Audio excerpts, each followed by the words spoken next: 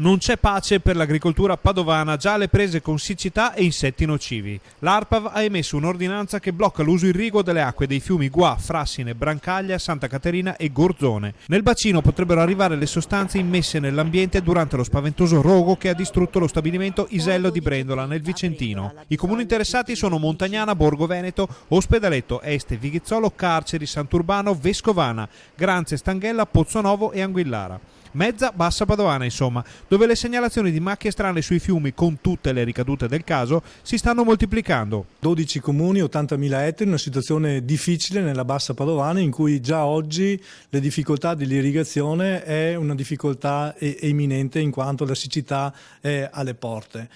Oggi abbiamo le ordinanze da parte dei comuni, correttamente sempre sotto il controllo anche dell'ARPAV, che indicano il grande inquinamento che oggi c'è, è stato rivestito sui corsi d'acqua che gli agricoltori si adoperano per fare l'irrigazione. Quindi oggi l'agricoltura ancora una volta è in grosse difficoltà, è un'area molto difficile, basti pensare già ai grossi problemi del FAS e già ai problemi dell'inquinamento del Frata Gorzone. Ecco quindi la proposta dell'associazione di categoria. Abbiamo oggi la necessità di riscrivere la politica comunitaria. Oggi abbiamo la necessità che questa politica comunitaria vada a braccetto con le esigenze degli agricoltori. Quindi abbiamo la necessità oggi che la politica intervenga con metodi e anche contributi per dare la possibilità alle aziende agricole di assicurarsi e quindi di rispondere a determinati rischi. E l'inquinamento di questi giorni non è che l'ultima piaga per l'agricoltura nostrana. Questo problema si somma a quello di un'estate non certo facile dal punto di vista climatico.